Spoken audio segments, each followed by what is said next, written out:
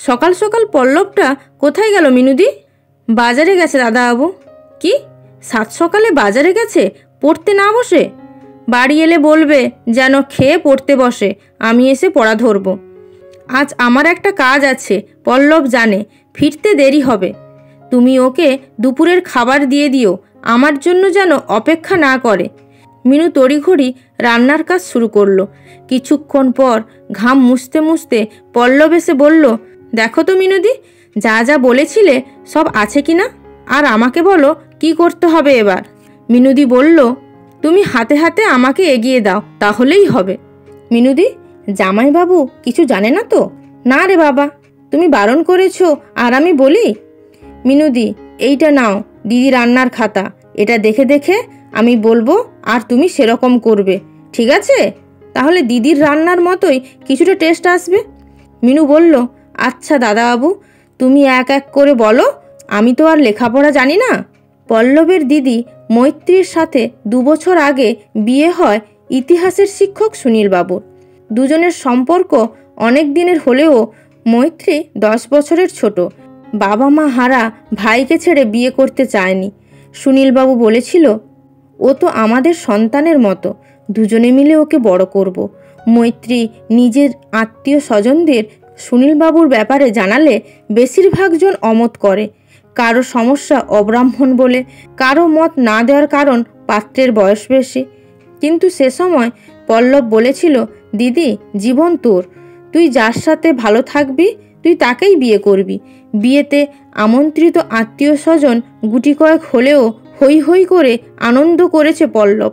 দিদির সাথে ম্যাচিং পাঞ্জাবি, নতুন জুতো সব কিনেছে সে। মৈত্রীর বিয়েতে নিমন্ত্রিত পেয়েছিল পল্লবদের গোটা ক্লাসের বন্ধুরা। বাচ্চাদের আনন্দ করতে দেখে খুশি হয়েছিল ওর দিদি জামাইবাবু। সুনীলবাবু ভীষণ ভালো মানুষ, পল্লবকে নিজের সন্তানের মতো দেখেন, পড়ান, ঘুরতে নিয়ে যান। ওদের 3 জনে খুব আনন্দে ছিল একটা বছর, কিন্তু 1 বছর পর ধরা পড়ে মৈত্রীর ক্যান্সার। অনেক চিকিৎসা চলে, কেমো দেওয়া হয়, কিন্তু তারপরও বাঁচানো যায়নি পল্লবের দিদিকে। মরার আগে বরের হাত ধরে মৈত্রী বলে যায়, আমার ছোট ভাইটাকে দেখো, ওকে নিয়ে আমার অনেক স্বপ্ন ছিল যে।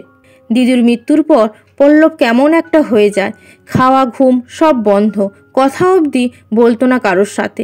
নিজের হাজার শোক সামলেও পল্লবকে ভাত মাখিয়ে খাইয়ে দিত সুনীলবাবু। পল্লব জামাইবাবুর বুকে জড়িয়ে হাউমাউ করে কাঁদত। সুনীলবাবু বলতেন, তোকে তো দিদির স্বপ্ন পূরণ করতে হবে, সফল হতে হবে তোকে। একদম কাঁদবি না, মনে রাখবি যতদিন তোর জামাইবাবু বেঁচে আছে বুক দিয়ে আগলে রাখবে তোকে। তারপর অনেক ডাক্তার দেখিয়ে কাউন্সিলিং করে পল্লবকে স্বাভাবিক করে ওর জামাইবাবু। তারপর থেকে পল্লবকে স্কুলে নামিয়ে নিজের স্কুলে যান সুনীলবাবু।